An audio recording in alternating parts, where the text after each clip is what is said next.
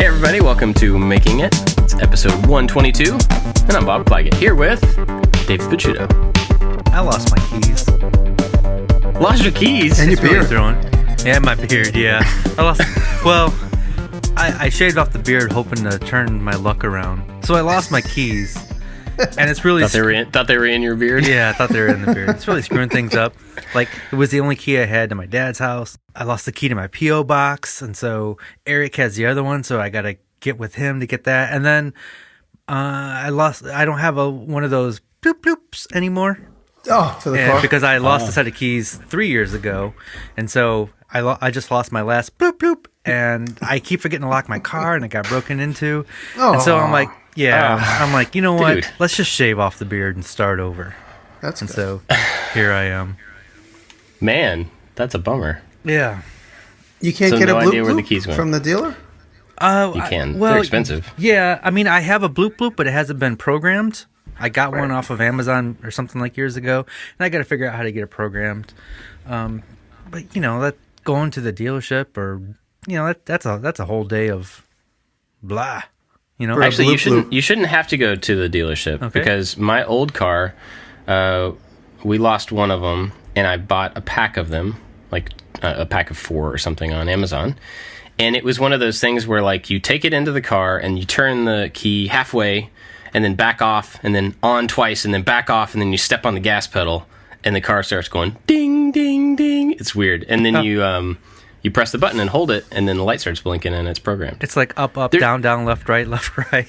Pretty much. There's a bunch of stuff like that in cars. Huh. Yeah. I'm sure it's different for every car. Like, if you want to turn off the seatbelt ding, you, like, turn the car on 2 times in a row, wait 5 seconds, plug in one seatbelt, turn the car on, and unplug the seatbelt, and the ding's gone. It's like this weird stuff. I just got schooled. I'm writing that down. Could you say that again slow? Basically, just push all the buttons, plug in all the things really fast. Stuff will turn on and off, and you'll be totally safe. What could go wrong? It's funny. Every time I get my car back from an oil change, it always says how much percentage you have left. And it's, you know, I just got an oil change, so I should expect it to say 100%, and it says 1% or 2%. And then I got to Google how to make it go back to 100%. And then it's the same thing. Turn the car off, step on the gas pedal like 3 times, turn the car half key. Yeah, and then all of a sudden that indication on the dashboard goes away, and it says I have 100% oil life left. It's pretty cool. Crazy. Oh, I forgot to introduce you. We have Jimmy on the show today. Oh, hey, what's up, guys? Hey. Not much. I Welcome. have a house full of people. If anybody's watching on Snapchat, I'm teaching my friends how to use Snapchat. So I'm sorry for that. Today is Memorial Day. And and so been busy all weekend, just working a little bit in the garage, the new big, we call it the warehouse. So working in the warehouse a little bit.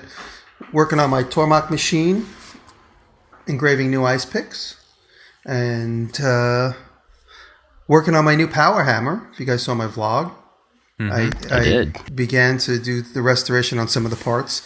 All the parts are there, but in its previous life, it got worn out. And I bought it from a guy who was going to restore it for the owner.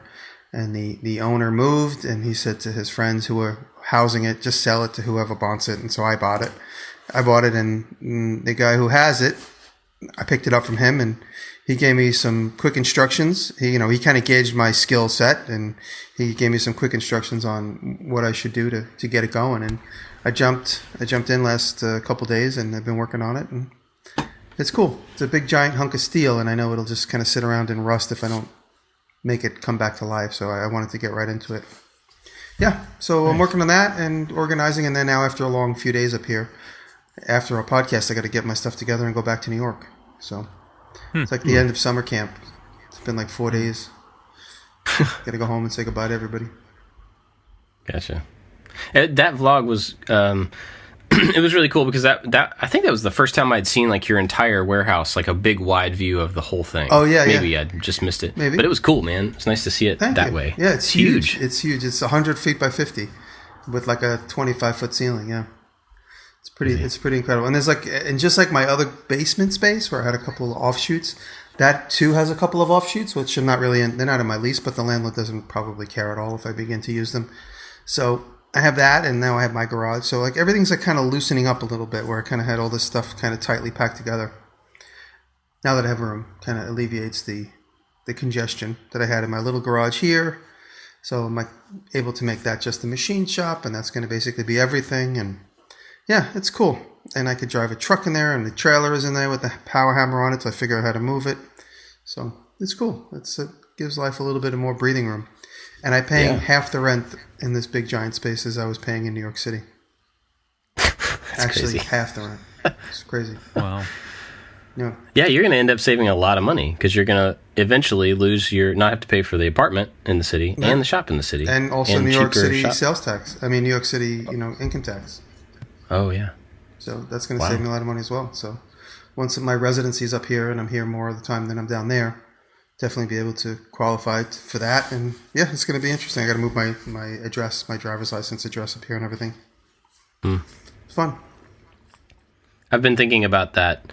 All the stuff that has to be moved, because I'm moving out of state. So I guess you'll have to get a new driver's license. But, I was just thinking about I have to move P.O. Box and all of our personal stuff. And then I have to get utilities set up at the new place in a different state. And I'm not there to handle it. So I have to do it all over the phone and then to get everything cut off here. But I have to leave the power on because we're going to try to sell the house. It's just... Is your house up for sale now? Not yet. We are going to put it up pretty soon, but we have the opportunity to move out before we put it up. And I think it'll sell better if it's empty. So that's kind of the plan. Or we may end up putting it up, when it's close to empty rather than completely, just to kind of get the ball rolling. But we're not necessarily in a hurry to sell it right away. So once we get out of it, it'd be good to sell it. Yep. So, speaking of, I went, got back 5 minutes before we started recording from taking the first load of stuff to the new house. So that was exciting and exhausting at the same time.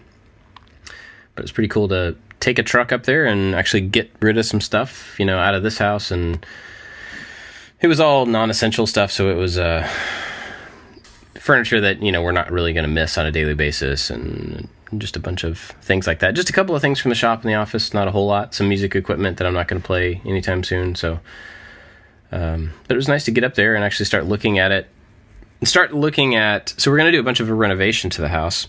And so it was interesting to finally get to look at hardwood floors there and take some samples into the house and see them in the light of the house, and take them in different rooms. And then look at the walls that we want to move and try to figure out exactly what needs to move and how we want to change it, make it, useful for us.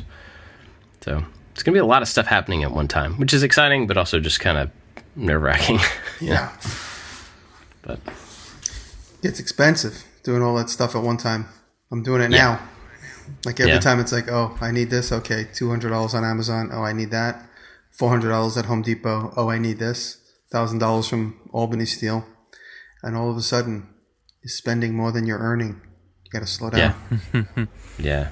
I'm trying to keep that in mind so I don't overspend with renovation. Sorry, David, what? And we're kind of in this weird spot where we're putting our house up for sale, hopefully next month, and the realtor is wants us to have furniture in the house for staging. I'm we don't own 2 sets of furniture. What do?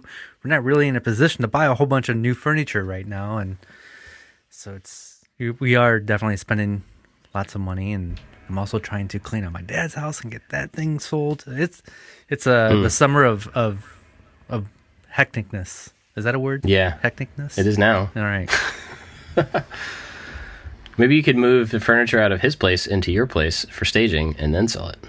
Well, the condition of the furniture is not proper for staging.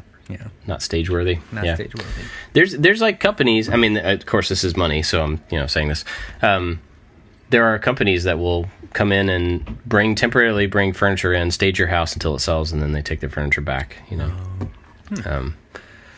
Which I have no clue how much that costs. It may totally not be worth it, but I know that helps sell houses sometimes. So, but I think we're shooting for. I would prefer to look at an empty house, but that's just I think we're shooting for an empty house. I think it makes it look bigger, and people envision their own stuff in there instead of yours. So, So, what are we talking about today? You want to talk about what's your therapy? How do you combat a bad day? Sure. I don't know where to go with this. I just have a title. Yeah. Just a title. Okay. I got a couple things I could say about that. Yeah, go for it. Well, what's a bad day? I tend to find like I lose control of the day. And I haven't had like a really bad day where I'm upset or really sad about anything in particular. But I find a bad day for me in the shop is when I just can't control the day. And I can't control who's visiting me. And I can't control that I can't get materials. And the day just spirals out of control. And lately when me and Brad are working together and he'll look at me and he'll like roll his eyes and I'll be like, it's out of our control. There's nothing we can do. We just got to ride the wave and see who walks down the stairs next, or what breaks next, or what isn't available next. And I've gotten to the point where I could easily just let go, and where I used to get frustrated and be like, not be able to control what's going on and get mad and annoyed. Now I just let go and go, all right, you know what? Today's not the day that I'm going to start that video. Today's not the day I'm going to finish this other product. Or today's not the day I'm going to move my bandsaw, my table saw into the truck for the move, It's like, there's always tomorrow, and June 30th is, still 4 weeks away. I got plenty of time. And, I've given in, but maybe that just comes with old age. I guess I'm older and wiser, in quotes, air quotes, just knowing that it's just out of your control. And I just wait for the next day. And when I have a day like that, and I really feel like I've lost complete control of the day, I try to go to bed early, and I get up at like 6 in the morning. And I start my day at 6 in the morning, so I can do all the things I needed to do the day before 10 o'clock or 11 o'clock, before the interruptions begin. My phone starts ringing, the text messages start coming in, and that's what really screws up my day. Is like the text message, the email. People need answers. I have so many small little projects that are lingering, and the people that listen to this that know me and know that, I apologize. I've started a couple of collaborations with people. And they linger, and it's just because, especially now, we're all moving, and I'm moving, and it's just really, the day just gets like sucked out from under your feet, and all of a sudden you're like, what's for dinner? What am I got to stop? When do I start breaking down? Whatever it is I've set up for this day, and that's it. I just got to the point where I just know, okay, there's always tomorrow, and I haven't missed any deadlines lately, but some of them are creeping up a lot quicker than I thought, and I just got to drop everything that's not a priority and get on that as a priority. For instance, my Core 77 video, which I was just talking to you guys about before we started, I have to finish that today. Today's Monday. Tomorrow's Tuesday. It has to be done in the Dropbox tomorrow night. And I have a couple of simple ideas, simple but good. Now I want to make simple things because of the timeline, but I also want them to be impactful. So I got to work through that. And then I'll be driving home from upstate tonight, so I have plenty of time to sit and think on that while I'm in the car for 3 hours. So, yeah, it's just a matter of trying to utilize the time. Yeah. That I do have control of. Yeah, I think for me, like, I'm kind of like you. I haven't had any, like, really bad days where a whole bunch of horrible things have happened or anything.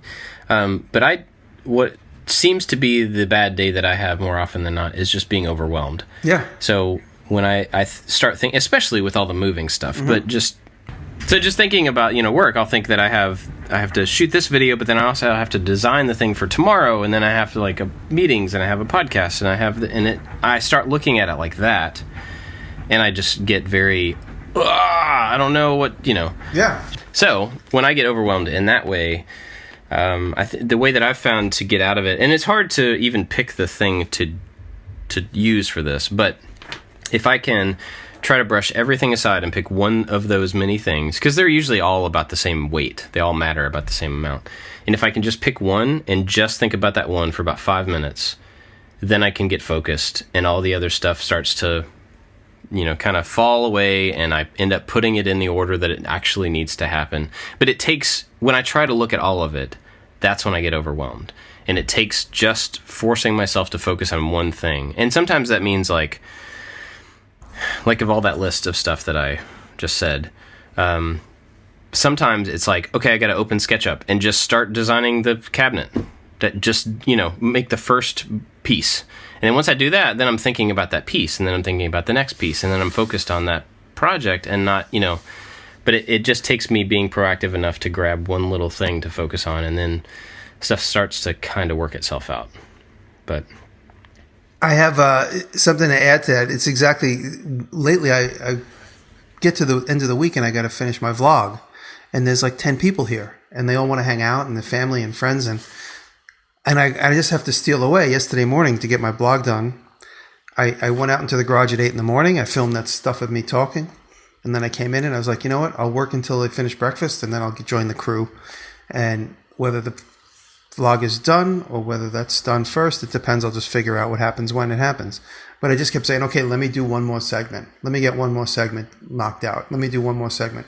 And then all of a sudden it was like maybe 10 o'clock and I was done. I was like, everyone's like, hey, breakfast is ready. I'm like, I'm done with my vlog. But the idea of chipping away at it and just putting one little step in front of the other. It's like, okay, like you said, you just say, there's a firestorm in front of me. I can't figure out which one is, I can't work on everything at once. I got to just grab one thing out of the air, focus on it, and deal with it. And as I said earlier, and I just said now, I get up ahead of the pack, wake up super early, and it gives me a nice head start. And if I know that if I had those 3 or 4 hours before everybody else wakes up, before my email starts chiming, and before the text messages start coming in, then I feel like, okay, at least I got those 3 hours running start, and this isn't going to be a second wasted day in a row where I just lose control of my to-do list. I think a bad day for me can happen a lot of times on Tuesdays. That's when I have Eric over, and so I'm paying somebody to be with me, and so time is very important.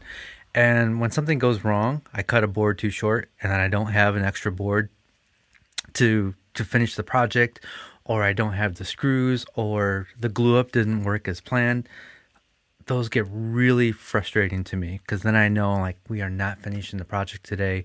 That throws a wrench into my entire week, because I have a pretty structured week. And I've had a couple of times where it was embarrassing, where I'm like cursing and throwing my arms up, and I'm like, I'm doing this in front of my friend. Like, I'm setting the wrong attitude here, and I'm trying to show like the fun side of woodworking in my videos. It's a little hard to do when you're not having a good day. And what I find in that immediate moment where a board breaks or I make a mistake, I have a hard time pulling myself out of the situation and looking at it from a distance, where I just like, everything is ruined. Let's just quit. But if I give myself a second and I step back, or we take an early lunch, or we just take a break, if I have time to breathe, I can usually figure out a solution and move along. And it's not the end. It takes me a second, but I realize it's not the end of the world. It's just, I don't know. I wish I could get to that point where I could pull back out of the moment sooner, instead of that instant reaction of, cursing or yelling or just walking away. I need to do that less, and I'm getting better at that, because it's embarrassing, especially when I do it in front of my wife or in front of Eric or whatever. So yeah, step back. And like Jimmy says, going to bed solves so many problems. So many problems. It really does. It's like hitting the reset button on the Nintendo. Yep. And I come up with so many solutions while trying to go to bed too. I have a lot of aha moments while I'm laying in bed right before I fall asleep. Yeah. The taking the second is a big thing, and I know I always bring this maybe unwanted parenting slant to our conversations, but that's a huge thing that I struggle with kids. And it's, the same kind of situation where the kids will do something that I don't expect, or something that makes my life a little bit harder. And my initial reaction is like, come on, like, stop that. I get like the mean dad thing. In reality, it's probably not as big of a deal as I'm making it. It's just my reaction is a combination of what they did and whatever I'm focused on, or whatever I'm feeling, or how my day's been, or whatever. And you're right, taking that split second to just like before I yell, or before I get angry, let me take a second to figure out, is this actually a big deal? And usually it's not. And then that is so much more beneficial for them and for me to take that second rather than erupting, because that just doesn't really help anybody. It doesn't set a good example. It usually doesn't actually correct anything that I want to correct about them. So yeah, I'm totally with you on that. And it's something I have a hard time with. I mean, like in the shop, I can, if something goes wrong, I can, okay, well, I'll just deal with that. But with kids, that's a little bit harder for me to deal with. Mm-hmm. So if anybody out there listening has any good tips on how to immediately like step back from that and not have that explosion, I would love to hear any suggestions. Well, I kind of grew up with that, and then I took on that personality from my dad. No disrespect to my dad, but he's calmed down quite a bit. But David Welder calls it a hammer thrower. Like when you work for somebody that's a hammer thrower that loses, like, if you cut the 2x4 too short. My dad was that guy. My dad was the guy that would kick stuff and throw hammers, and Dave's dad was that as well when he was growing up. And so he and I bonded on that when we very first met. And I never did that because I realized how unproductive it was when you're on a job site and someone's having a bad day and they start throwing stuff, or, if you screw up the only piece of wood. Dave always complimented me, and I never really, I'm not sure that I consciously did it. I just knew that that's how my dad was, and I never wanted to be like that because I was always the one that was getting yelled at for, dropping something or spilling the glue or whatever, just completely pointless stuff. My dad has calmed down 1,000 times. I think it's because like the way I behave, and my sister, we've reverberated back to him, and he kind of sees like, now that I'm adult, I'm operating, I'm doing my thing. For him to lose his temper over something stupid is really pointless. He's kind of matured as he got older. But David always said he enjoyed working with me because I never did lose my cool like that. I was never a hammer thrower. I was like all right, now if the board's shorter, let's figure out how to redesign the project with the shorter board. Or what can we do? Can we go right now and run uptown and take an hour out of our day and go get the new board, or whatever it might be? And it's always the better practice to try and problem solve your way out of a bad mistake like that than lose your cool. I mean, and that being said, I've lost my cool. I it's so funny. A couple weeks ago, I was welding something, and the welding tip, I kept bopping it, and the welding tip would weld back on the tip of the gun. And I'd pull the trigger, and the wire would nest inside of the machine. It would bird nest because I was welding too close. And I did it for the last time, and I smacked the gun on the table like 50 times to try and undo the ball, and I just completely bent the whole end of the welding gun up. And that's on camera somewhere. I instantly banged it on the table like probably 10 times to try and undo the weld, the tip. And I was laughing by the time I was done. I lost my temper, but I was laughing. I was like, what an idiot I am. Anyway, I took the whole tip apart, fixed it. And go ahead, Dave. There's been a couple of times where I've caught the explosion on camera. Yeah. Whether Eric's here or Eric's not. It's usually I explode less when somebody else is in the room. It's when I'm by myself. It's when I let loose. And I have some of those on camera. And when I get to that point in editing, I try so hard to not watch that. I don't want to see myself like that because I'm so embarrassed for myself. Right. That's funny. Yeah. Well, I mean, do you think it would be helpful to watch that? No. To reinforce the thing that you don't want to do? I think it'll just make me call myself an idiot, and I just don't want to see it. I don't want to see it because I know it's wrong. I don't need to see me doing wrong to know that it's wrong. I already know that what I did was wrong. Yeah. So one thing that's pretty funny is trying to figure out how to handle that type of thing live. So now that I do Twitch every week and we try to build stuff, I've had a lot of things go wrong because a lot of the things I'm doing on there are like experimental. Like when I first got the lathe, the first time I used it was on the live stream. So I had no clue what I was doing at all. I still don't know what I'm doing, but it's at least less dangerous now. But I've had multiple things just like explode on the lathe. A couple weeks ago, we tried to turn a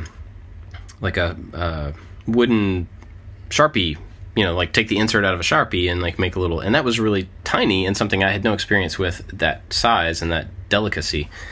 And I just destroyed the first one. Like I went straight through it, and so like I have this choice. I have a couple hundred people watching, and I can either like get angry about it and like, well, there goes the last 30 minutes, or I can just be like, okay, now you guys know not to, not to do what I just did. But it's funny because that seems to be happening more and more on Twitch. A couple weeks ago, I don't know if I told you guys this, I had something catch on fire inside my table saw. Did I tell you about this? Oh, no. Oh, wow. Sparks? This has happened twice now. No sparks, just smoke, which is even scarier because they don't know where it's coming from. Is it because you're cutting with a dull blade? I'm pretty sure that's what it is. Yeah, that's what I kind of figured out. It was both times I was cutting basswood, which is really dense. Mm-hmm. It's really, very thick. And I was cutting big, tall pieces of it. And so I think that's what it was. I think the blade was dull, and it was just a lot of friction just caused some stuff to burn. But the thing that was really crazy about it, and it ended up not being a big deal, and it was safe and everything. But it was weird because I was shooting the video for YouTube, and it was live streamed. So I was doing multiple things and thinking about multiple things, and I didn't even notice the smoke coming out of the insert on the saw. And people are in the chat going, there's smoke, there's smoke, there's smoke. And I see sawdust, right? So I'm just like, and I step back from it, and I'm like, oh, there's smoke coming out of my table saw. And it was just a little bit. But in that moment, I was like, I can freak out and get worried and be embarrassed, or I can just be like, okay, guys, let's figure this out. And I did have to take a step back and be like, okay, how do I handle this? One, because I don't know, but how do I want to react to it? And I think it ended up being a good thing because they got to see the process of like, okay, let's unplug everything, disconnect the dust collection so we don't create more danger, and let's figure out what's caused it.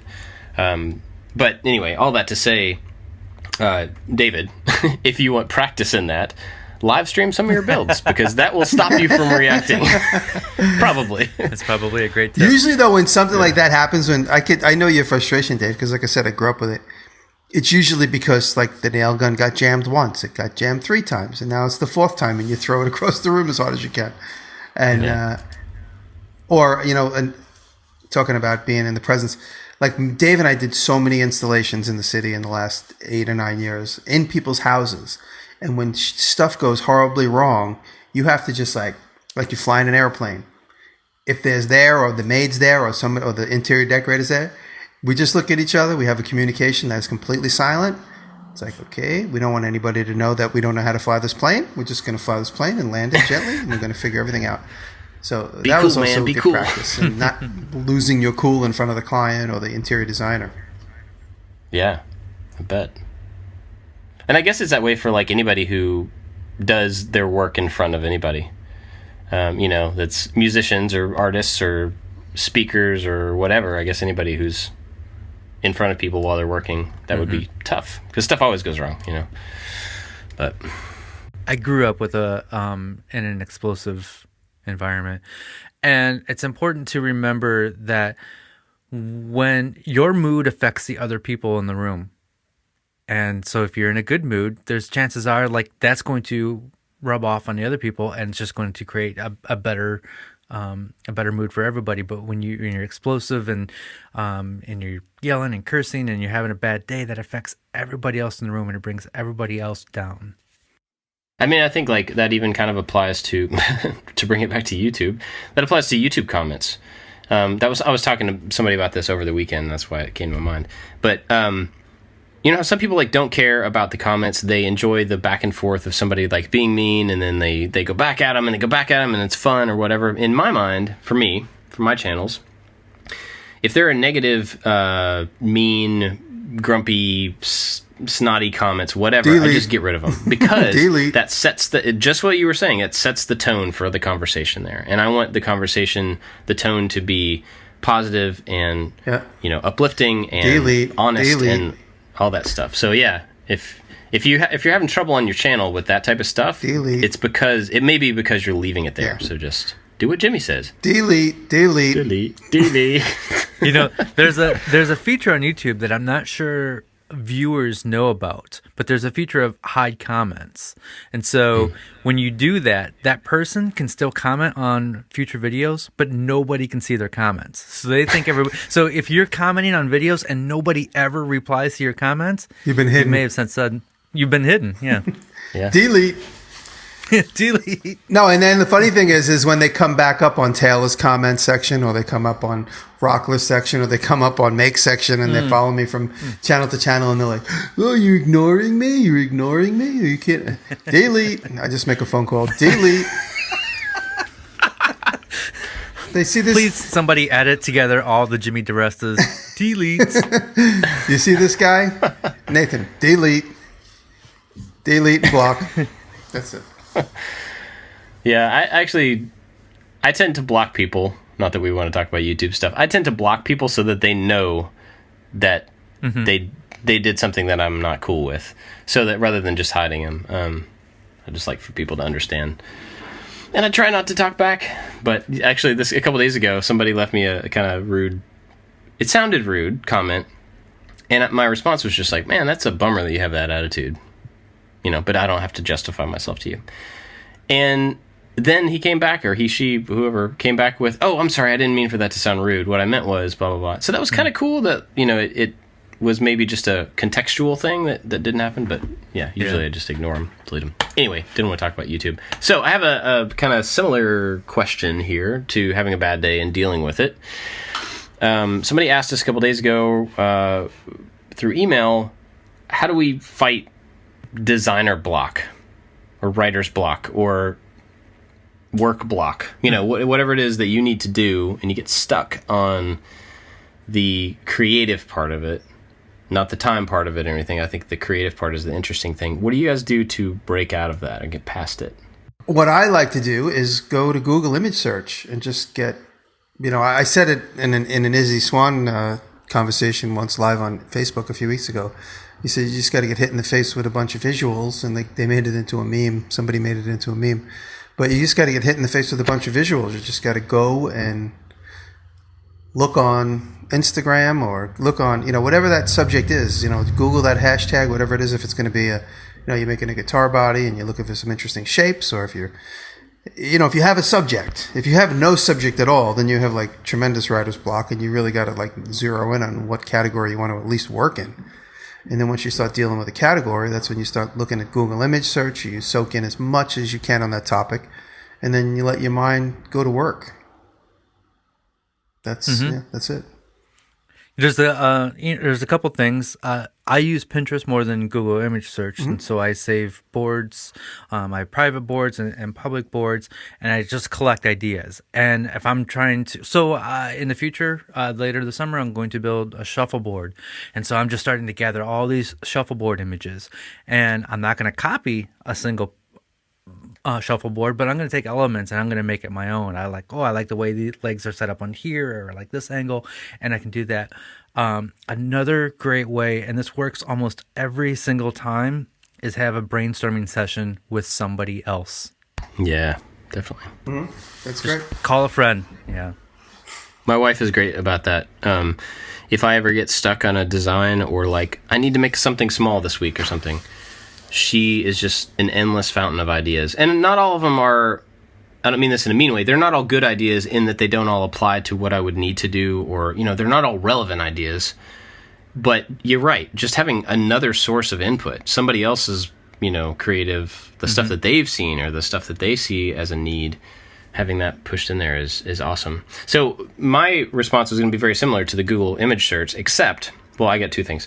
One, I've only done this a couple of times, and it is really interesting how it changes the way I look at a project. So if I need to make a lamp, and I start thinking about lamps, so I can't decide on the design or whatever, instead of Googling lamps and then seeing what is there and looking to build something around that, I'll Google robots or trucks or, something else.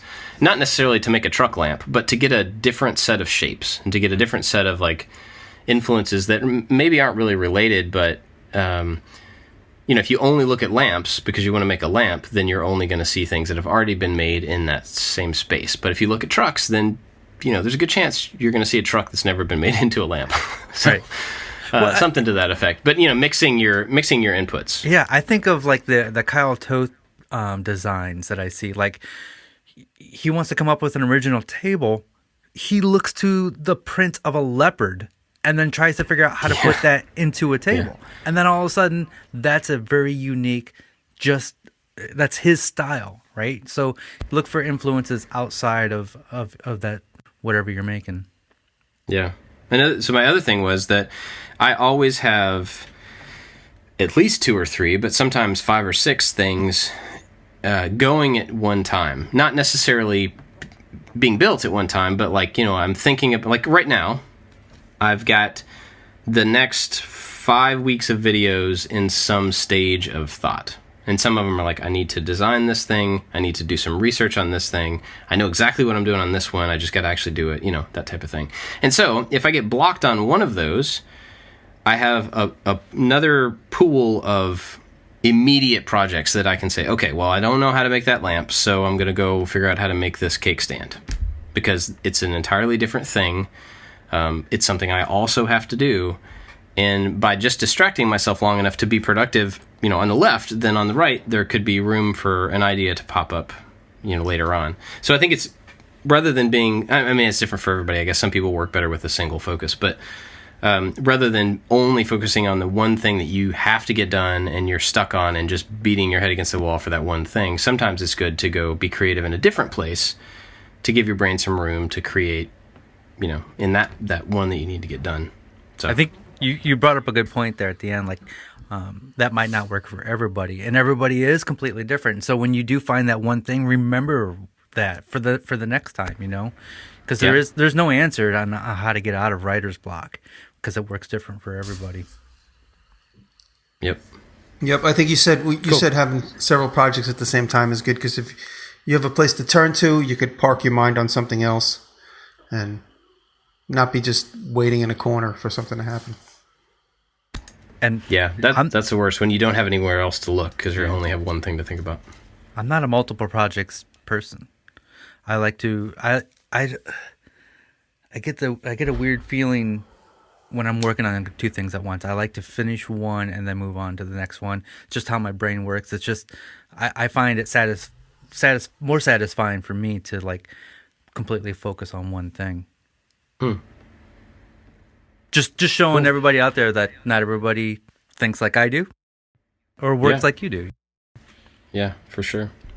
I mean, even like in, outside of the creative stuff like that we do, even within more corporate stuff and like programming and anything, I know when I worked on teams of programmers, like, big, smart, very intelligent programmer people, there were people within the same team that would go about solving problems in an entire project in a really different way. Some of them would start at the beginning and they would truck through it from beginning to end until it was done. Some people would build a little widget over here and they'd go all the way to the end and they'd build a little thing over there and then they'd come back, and they would end up getting it all done, but it was by like all over the place.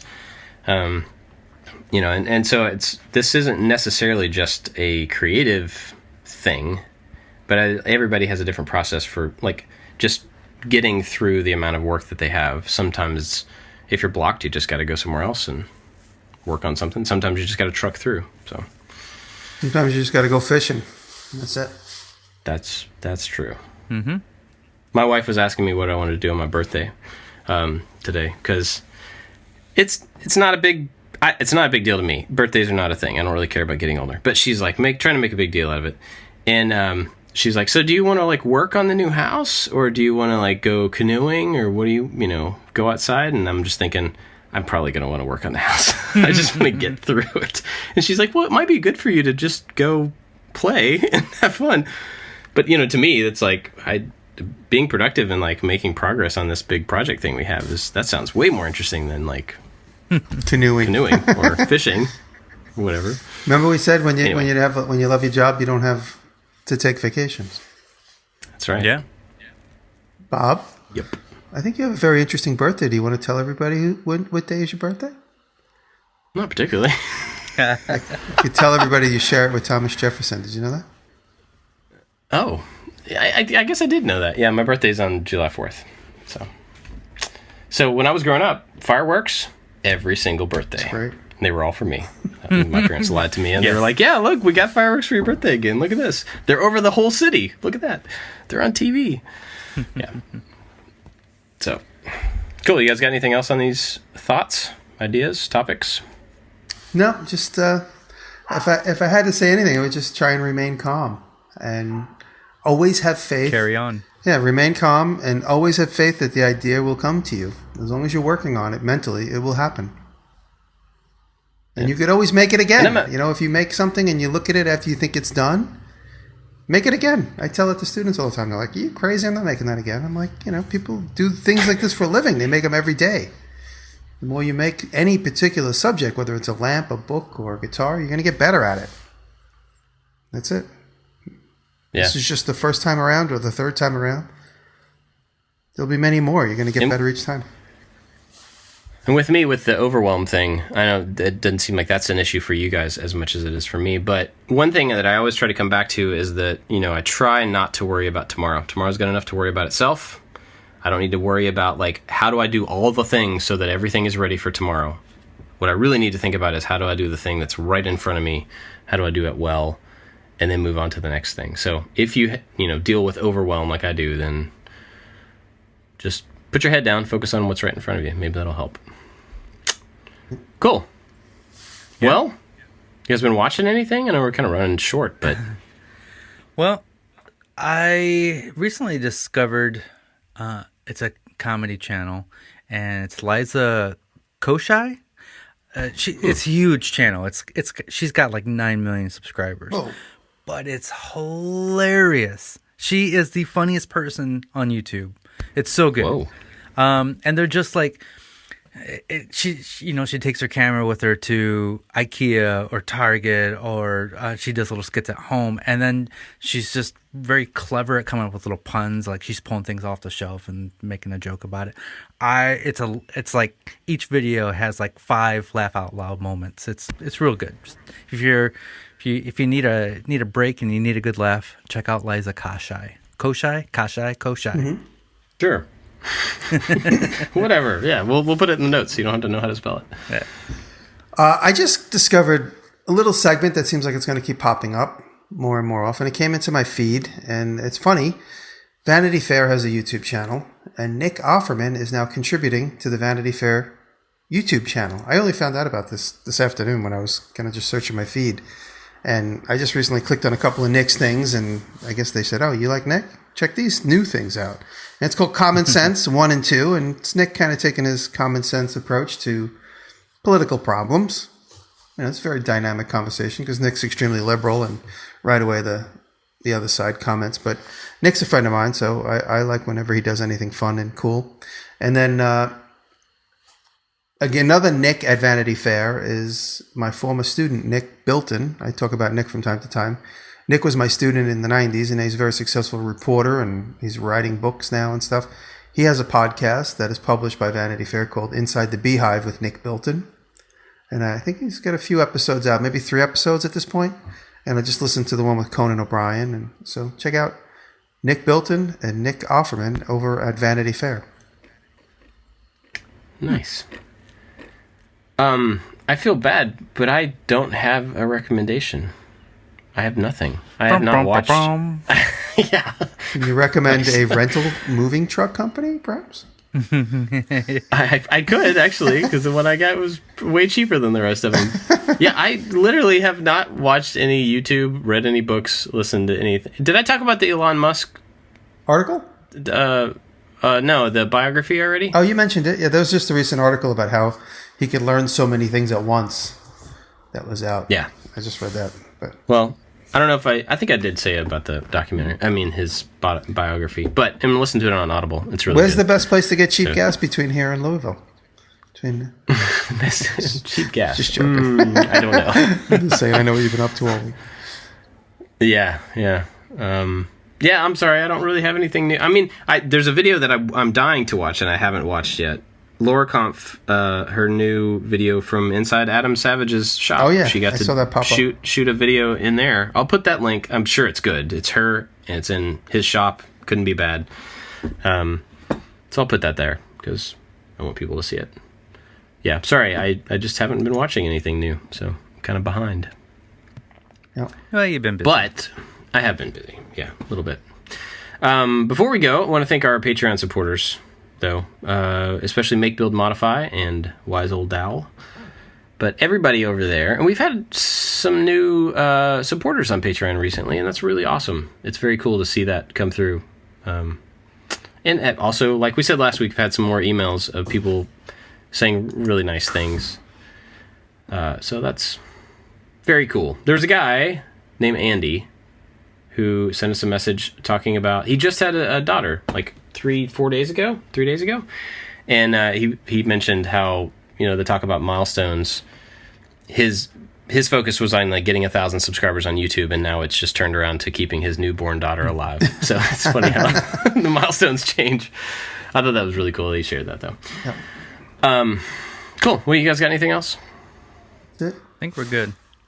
Cool. That's it. Just sorry it's short.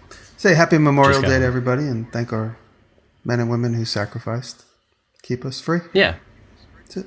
Yeah, absolutely. Oh, I have one more thing, actually, and I wanted to say, I know you mentioned this in your vlog, but I wanted to publicly congratulate you on sobriety. Oh, thank you. You said 30 years? I've been sober for 30 years. I mean, some friends know that. You guys, I think, both knew that. But I never really talk about it. From time to time, fans figure it out, and I have had some intimate conversations with fans who, need a little bit of help or just want to share it with me, and it's amazing. I just said that quickly in the vlog, and a few people are like, hey, it takes more than just stopping. I'm like, of course, I'm not going to go into a whole therapeutic conversation, but I had to keep it short and sweet for the vlog. But yeah, that's May 31st. I drank half of a Budweiser, and I was drinking like, a 6-pack a day when I was like in my teenage years. I drank a lot of beer and a lot of gin and a lot of whiskey. And so that particular day I drank half a can of beer and I put it down and I said, maybe this will be my last one. And it was. That's awesome. All right. Well, anyway, I just wanted to congratulate you on that, because that's a big deal and it's awesome. And I hope it encourages people that need to hear it. So, thank you. Yeah, thanks for dealing with me being late and us running short this week. Okay. See you guys next week. Later. All right, guys. Thank you. Yeah. Love you. Seriously. I love you for real. Say it back. I love you. Oh, me? Oh, I love you too. Okay. I don't believe it. Aww. Say it like you mean it. I love you. How's that? Is that good? All right. That's good.